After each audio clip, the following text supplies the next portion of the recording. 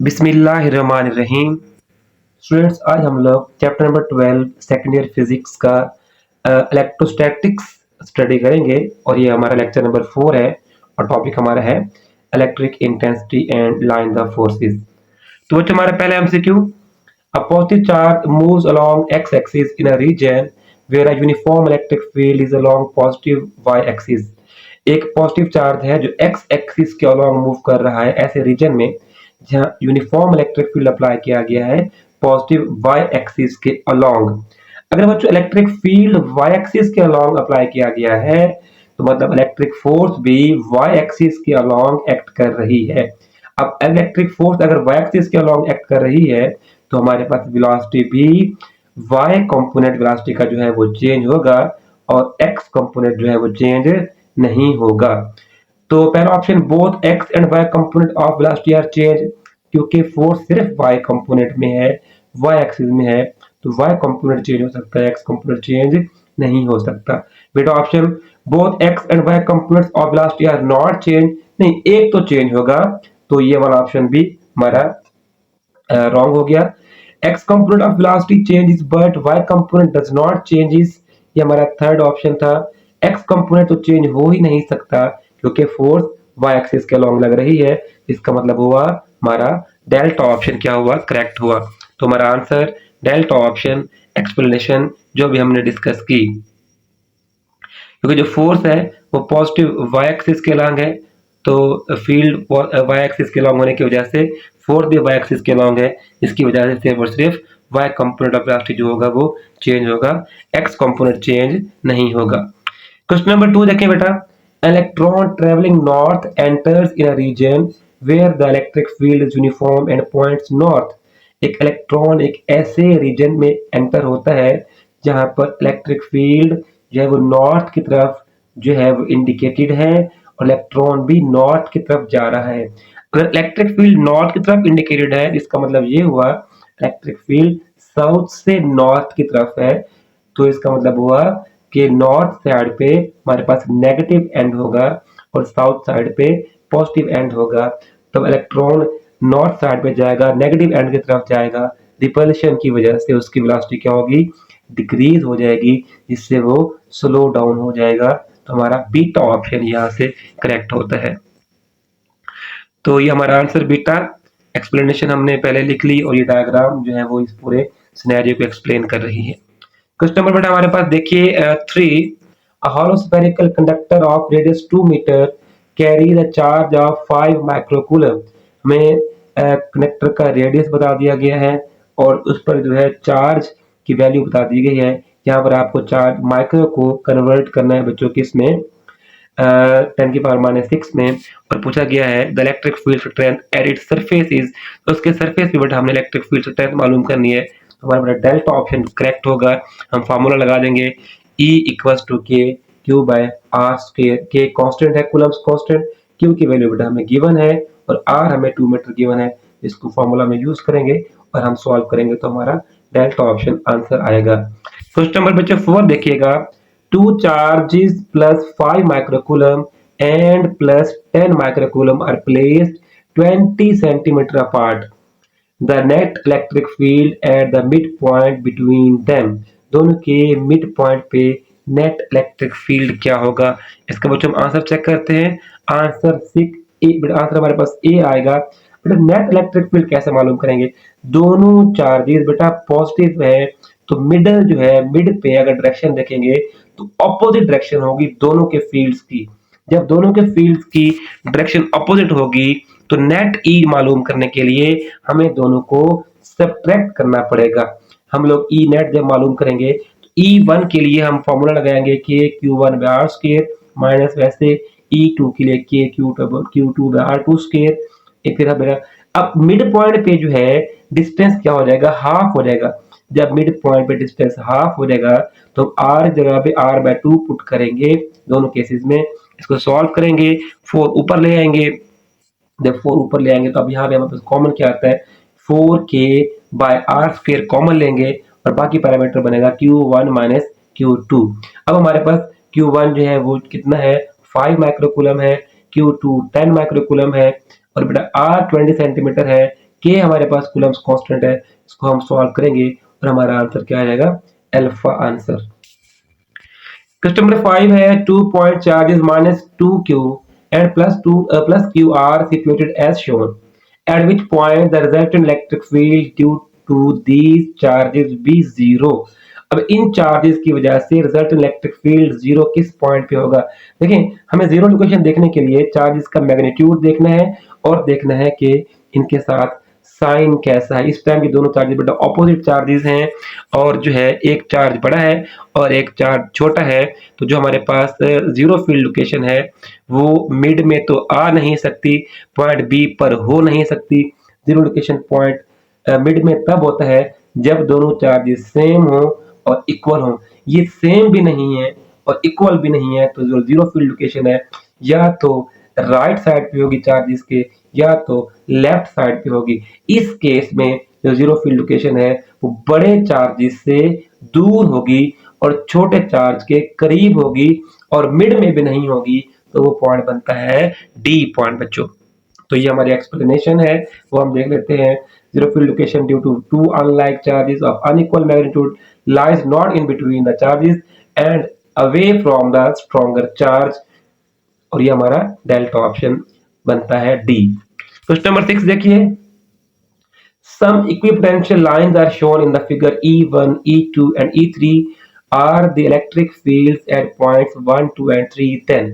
अच्छा, ये equipotential surfaces क्या होती है बेटा, ऐसी सर्फेसिस जहां पर पोटेंशियल सेम होता है उन्हें इक्विपोटेंशियल सर्फेसिस कहते हैं बेटा। तो यहाँ हमारे पास 70 वोल्ट वाली एक इक्विपोटेंशियल सरफेस है, यहाँ पर नीचे से लेकर ऊपर तक एक ही पोटेंशियल होगा, पोटेंशियल चेंज नहीं होगा इसके ऊपर ऊपर। इस तरह से 60 वोल्ट की एक इक्विपोटेंशियल सरफेस है, 50 की, 40 की, 30 की, 20 की, इस तमाम पोटेंशियल पर, इस तमाम लाइन पर पोटेंशियल क्या होगी बेटा, सेम होगी।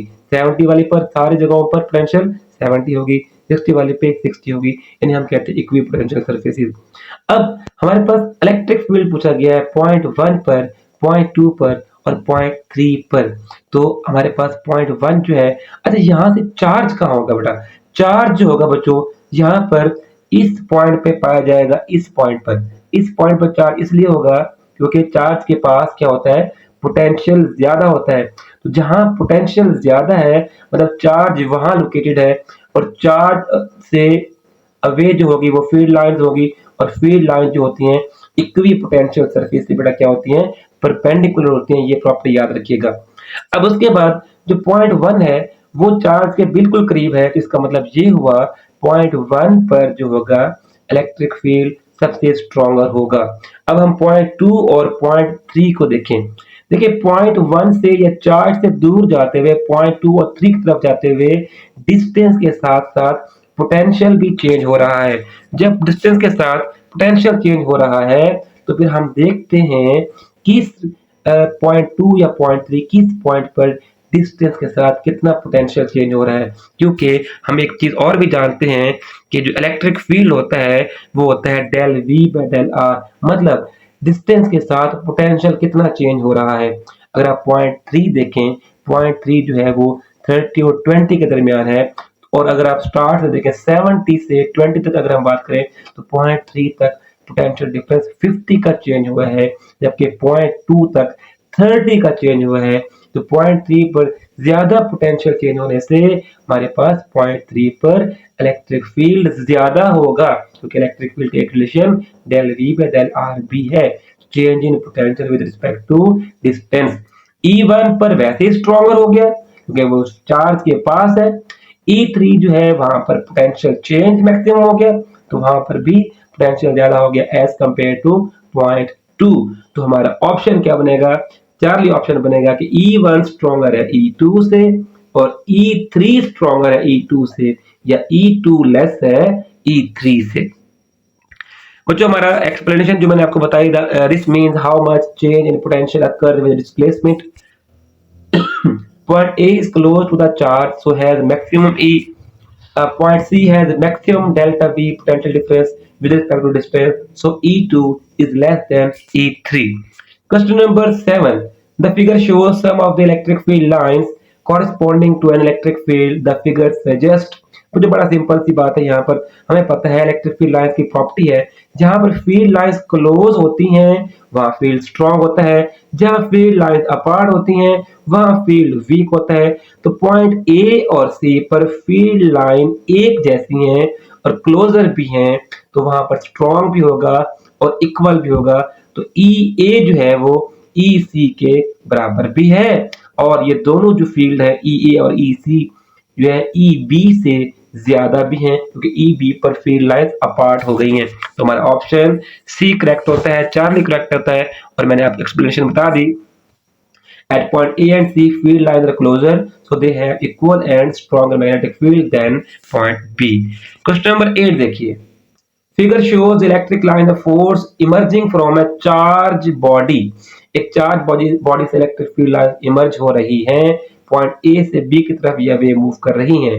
The electric field at A and B are EA and EB respectively, and if the displacement between A and B is R, then तो पॉइंट ए और बी पर इलेक्ट्रिक फील्ड का relation पूछा गया है। थोड़ी देर पहले अभी हमने एक प्रॉपर्टी डिस्कस की, जहां पर फील्ड लाइंस क्लोज होती हैं वहां फील्ड स्ट्रॉन्गर होता है, जहां फील्ड लाइंस अपार्ट होती हैं वहां फील्ड वीक होता है। इसका मतलब होगा ए पॉइंट पर फील्ड लाइंस क्लोज होने की वजह से E A is greater than E B, तो हमारा अल्फा ऑप्शन जो है वो करेक्ट होता है। क्वेश्चन नंबर देखिए बेटा 9। An uncharged sphere of metal is placed inside a charged parallel plate capacitor. The lines of force look like. कहता है पैरेलल प्लेट कैपेसिटर के दरमियान हमने एक अनचार्ज स्फीयर रख दिया है। तो स्फीयर रखने से अब फील्ड लाइंस में क्या चेंज आएगा, इनमें से करेक्ट आंसर बताइए। बच्चों हमारे पास जो स्फीयर होते हैं, जो अनचार्ज स्फीयर होते हैं, उनकी दो प्रॉपर्टीज हमने वो देखनी है। Electric field line do not exist inside the conducting sphere. Conducting sphere के अंदर इलेक्ट्रिक फील्ड लाइन जो है वो एग्जिस्ट नहीं करती, वो उनके बाहर सरफेस पे एग्जिस्ट करती हैं।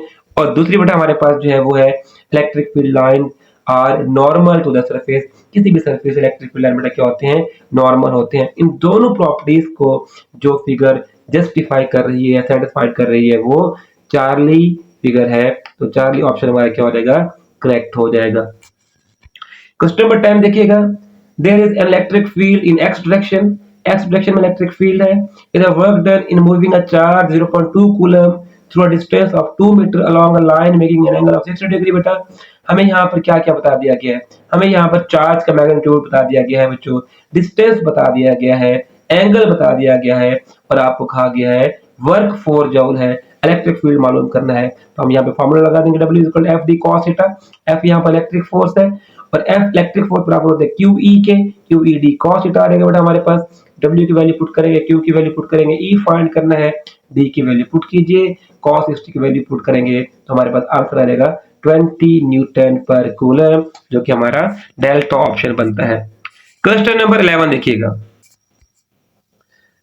The diagram shows point charges each of magnitude q placed at 3 corners of a sphere. What is the direction of the resultant electric field at the 4th corner?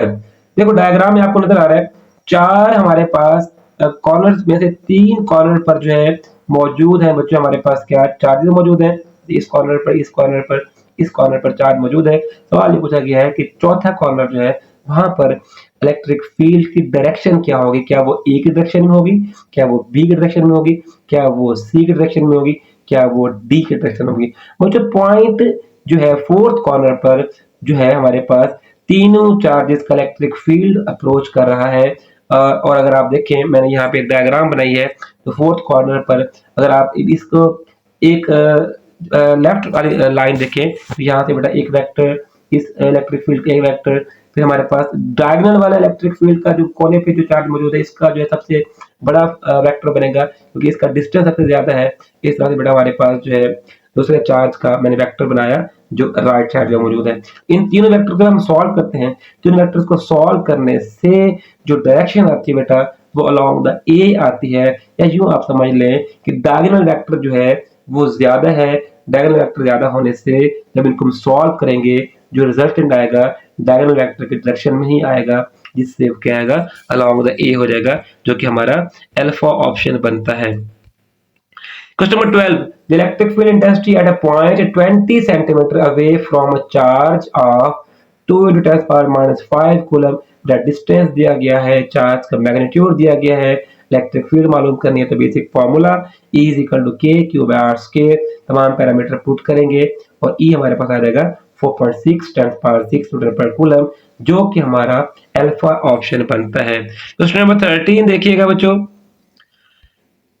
a proton mass given है, entering in a vertical electric field E is balanced, एक proton को vertical electric field से balance कर दिया है, then the electric field strength is, तो बेटा electric field मालूम करना है, उसको हमने बैलेंस कर दिया है प्रोटॉन को। इसका मतलब ये हुआ कि हमारे पास फॉर्मूला होता है E is equal to F by Q, बेटा एफ की जगह पर एम जी आ जाएगा, एम जी बाई क्यू, और यहाँ पर जो है वो आप जब तमाम वैल्यूज पुट करेंगे तो हमारे पास आंसर आ जाएगा 10 पावर माइनस 7, जो कि हमारा चार्ली ऑप्शन बनता है। Question number 14, a hollow sphere of copper is positively charged, then the electric field inside the sphere, तो ये गॉस लॉ की पहली एप्लीकेशन है। तो हमारे पास अगर आप देखें फाई अगर मालूम करें, इलेक्ट्रिक फ्लक्स मालूम करें, तो वो cube epsilon not, inside charge मौजूद नहीं है, चार्ज है वो ऊपर सरफेस पर मौजूद है, इससे क्यू जीरो हो जाएगा, तो क्यूब एप्सिलॉन नॉट हमारे पास फाई की वैल्यू जीरो आ जाएगी। और फ्लक्स का एक और फार्मूला है ई ए, अब ई ए के ऊपर फ्लक्स जीरो आ गया तो ई ए को जीरो इक्वल लिख देंगे, तो ई ए जीरो हो गया, मतलब ई और ए का प्रोडक्ट जीरो होने का मतलब है या तो ए जीरो है या तो ई जीरो है। अब क्योंकि हमारे पास स्फीयर मौजूद है तो एरिया उसका जीरो नहीं हो सकता, तो बस फिर ई ही जीरो होगा, तो हमारा डेल्टा ऑप्शन जो है हमारा करेक्ट आंसर बनता है। Question number 15, the magnitude of electric intensity E is such that an electron placed in it would experience an electrical force equal to its weight E is given by, ये सवाल ये है कि electric intensity मालूम करनी है जब electric force और वेट बराबर हो जाए, तो हमारे पास एफ ई बराबर एफ जी हो जाएगा, एफ ई बराबर है बेटा ई क्यू ई लिख सकते हैं, क्यू की जगह हमने इलेक्ट्रॉन लिख दिया है, तो जो एफ जी है वो एम जी हो जाएगा, यहाँ ई मालूम करेंगे तो एम जी बाय ई हो जाएगा बेटा हमारे पास, तो हमारे पास आंसर क्या आएगा, चार्ली ऑप्शन आएगा।